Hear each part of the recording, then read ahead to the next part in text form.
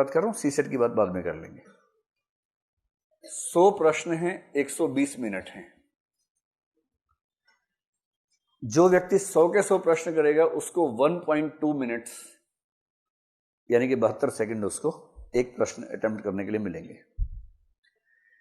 मान लीजिए किसी कारण से उसने तय किया कि मैं 100 प्रश्न करूंगा ही नहीं, मैं 80 ही प्रश्न करूंगा, बस 20 को हाथ ही नहीं लगाऊंगा। उसको एक प्रश्न के लिए 1.5 मिनट मिल गया। और जब उसको 1.5 मिनट मिलेगा तो स्वाभाविक है कि उसको प्रश्न को पढ़ने के लिए, सोचने के लिए, उत्तर को मैच करने के लिए समय ज्यादा मिला।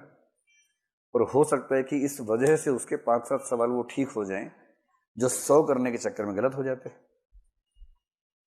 इसलिए कई लोग स्ट्रेटेजिकली कम प्रश्न करते हैं कि इतने करूंगा, उतने ठीक कर दूंगा, बस ज्यादा करने के दबाव में रहना ही नहीं है। तो एक फैक्टर तो हो गया रीडिंग स्पीड, आपकी किसी प्रश्न को पढ़ने की स्पीड कितनी है, उससे आप तय करें कि आप कितने प्रश्न करना चाहते हैं अटेम्प्ट। एक दूसरा फैक्टर बहुत महत्वपूर्ण है और दूसरा फैक्टर है तुक्का लगाने की क्षमता। इसमें हंसी आती है पर दरअसल ये बड़ी गंभीर बात है। हंसी आपको तुक्का शब्द से आ रही है, दरअसल मैं बताना चाह रहा हूं कि तुक्का बहुत वैज्ञानिक वस्तु है। तुक्का बहुत यादृच्छिक या आर्बिट्रेरी मामला नहीं है, बहुत वैज्ञानिक चीज है। चलिए हम समझने का प्रयास करें। जैसे जनरल कैटेगरी में मान लीजिए कि आप एग्जाम दे रहे हैं और आपको 110 या 112 मान लेते हैं, 56 प्रश्न आपके ठीक होने चाहिए। आपका स्कोर 112 हुआ और आप प्रीलिम्स में क्वालिफाई हो गए, ठीक है। अब 56 प्रश्न आपके सही हैं, इसका मतलब है नेगेटिव मार्किंग हटाने के बाद इतने सही हैं। जो यूपीएससी का नेगेटिव मार्किंग का तरीका है वो बड़ा ही सिस्टमैटिक तरीका है। नेगेटिव मार्किंग का मेथड संक्षेप में समझ लें, बहुत वैज्ञानिक है।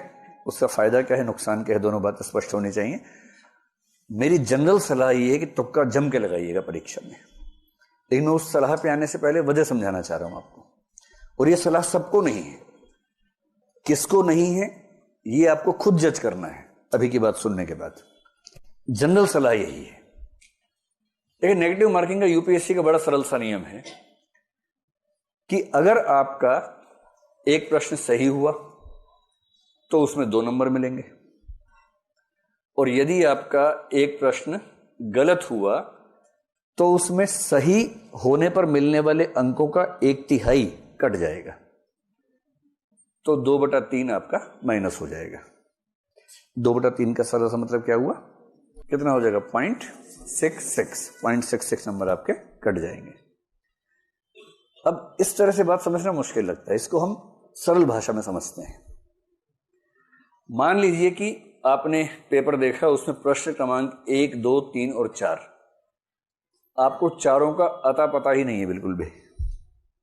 आपको यह भी नहीं समझ में आ रहा कि ये वही पेपर है जो मैं देने आया था, कोई और पेपर है, समझ नहीं आ रहा है, कुछ भी नहीं पता आपको उसके बारे में। ऐसे 4 प्रश्न हैं। यूपीएससी ये नहीं चाह रही कि तुक्का मारने वालों को नुकसान हो। कहीं कहीं नेगेटिव मार्किंग का पर्पस क्या होता है कि तुक्का लगाने वालों को नुकसान होना चाहिए। यूपीएससी केवल ये चाहती है कि तुक्का लगाने वाले को फायदा ना हो। मैं उम्मीद कर रहा हूं कि आप दोनों का अंतर समझ पा रहे हैं। तुक्का लगाने वाले को नुकसान हो ये मंशा नहीं है, तुक्का लगाने वाले को फायदा ना हो मंशा ये है। कैसे ये मंशा है, सिंपल प्रोबेबिलिटी है कि चारों प्रश्नों में 4-4 ऑप्शंस हैं और आपको एक भी नहीं आता है। आपने पहले प्रश्न में 4 में से रैंडमली कोई भी लगा दिया, सही होने की संभावना कितनी है, 1/4 है। आपने चारों प्रश्नों में तुक्का लगाया, सही होने की संभावना कितनी है, 1/4 है। सिंपल लॉ ऑफ प्रोबेबिलिटी कहता है कि आपका 1 ठीक होगा, 3 गलत होंगे। 1 ठीक होने से 2 नंबर मिलेगा, 3 गलत होने से 2 नंबर कटेंगे, और इसका मतलब है कि आप 0 के 0 हैं। अगर आपने 4 प्रश्नों में तुक्के लगाए तो स्कोर आपका 0 ही रह जाएगा।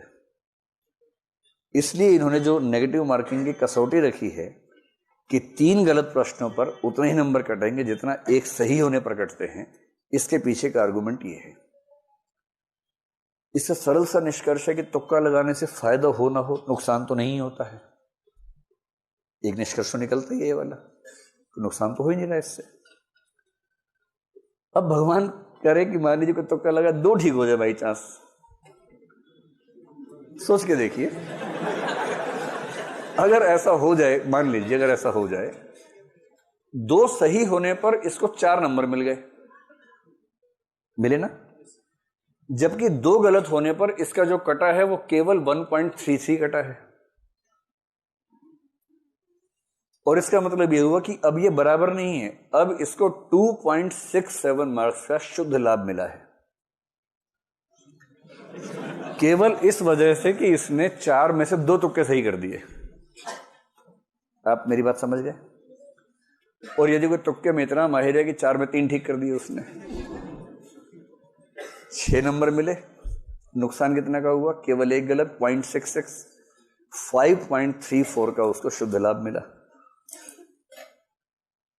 और असली बात यह है कि अगर आपको प्रीलिम्स क्वालिफाई करने के लिए 56 प्रश्न करने हैं, मेरी समझ में यूपीएससी देने वाले 5 लाख लोगों में से मैक्सिमम 5 ऐसे होंगे, या बहुत मानूंगा तो मान लूंगा 20-30 ऐसे होंगे जो बिना कोई प्रश्न गलत किए 56 ठीक कर सकते होंगे।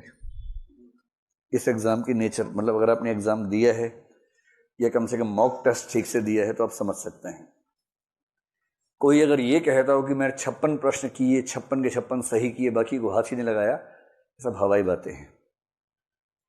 जितने अच्छे लोग हैं उनमें से अधिकांश 40-45 के बाद टें बोल जाते हैं।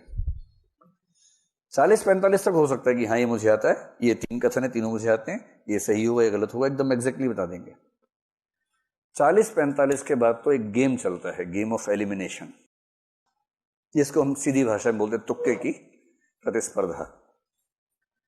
ज्यादातर सफल लोग वही हैं जो तुक्का अच्छा लगाते हैं।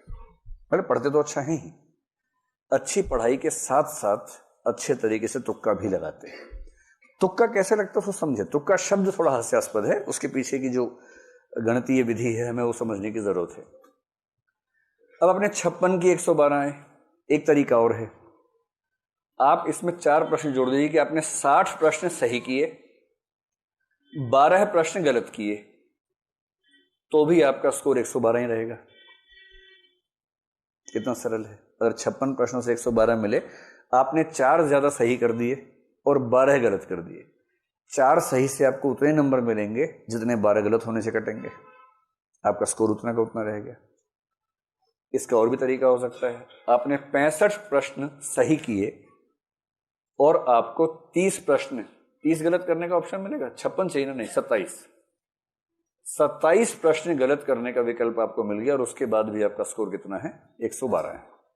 मैं दावे से कह रहा हूं कि अगर कोई कहता है कि मैं 56 ही करूंगा और 56 ठीक कर दूंगा, तो वो या तो झूठ बोल रहा है या मजाक बना रहा है। वो दरअसल इनमें से कोई ना कोई ट्रिक चुनेगा कि 60 सही करने हैं, 12 गलत करने हैं। मतलब गलत करने हैं ऐसे नहीं, गलत हो जाए तो कोई बात नहीं, सही करने तो पर्पस हो सकता है, गलत करने का पर्पस होगा। 65 सही करूंगा, 27 गलत हो, 92 हो गए, 8 प्रश्न छोड़ दूंगा।